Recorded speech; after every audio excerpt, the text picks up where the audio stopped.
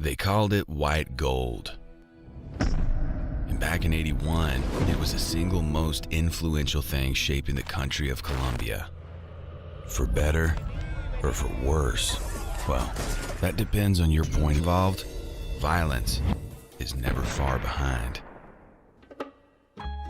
Skip forward a few years to 1984, and it wasn't the violence that got America to sit up and take notice.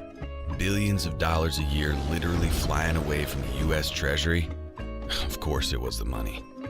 For me though, it was about fulfilling my duty to my country, at least before all the patriotic bullshit wore off. But let's not get ahead of ourselves. My name is Steve Murphy, DEA, and this is where it all began.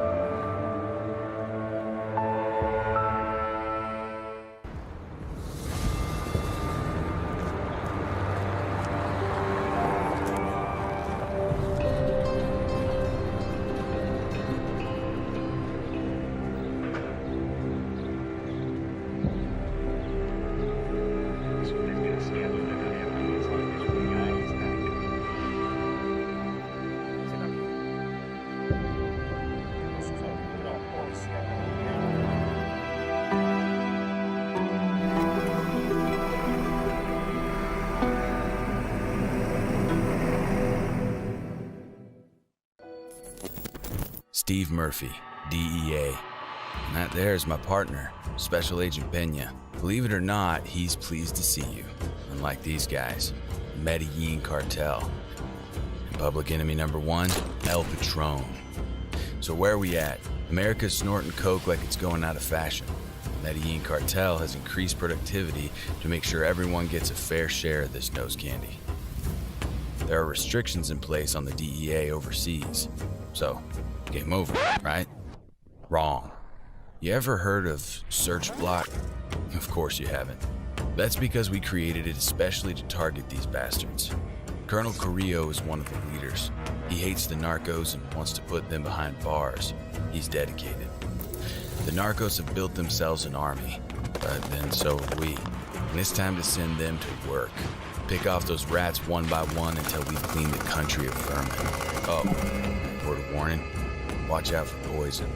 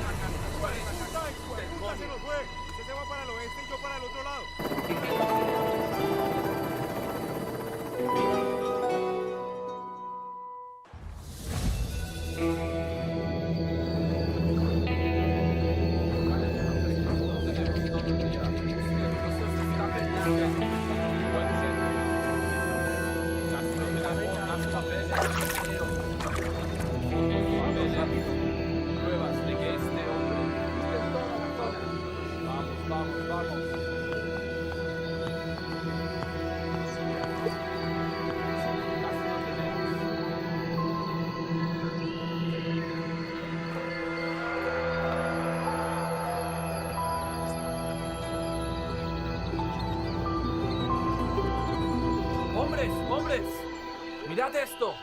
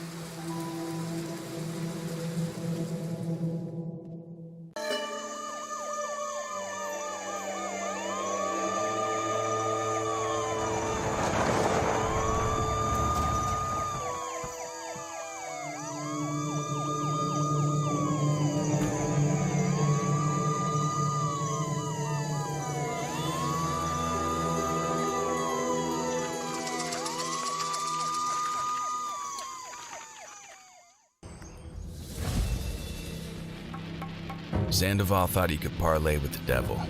He went to see El Patron at La Catedral thinking his powers of persuasion could defeat a man who had never known defeat in his life. Did Sandoval succeed? Was he allowed to walk free? What do you think? So now, as well as trying to take down El Patron and his rat bastard allies, we had a rescue mission on our hands.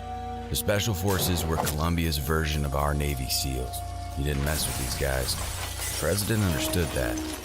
That's why he sent them in to rescue his loyal servant and friend. And free him they did. The only problem was, under cover of all that confusion, El Patron got clean away.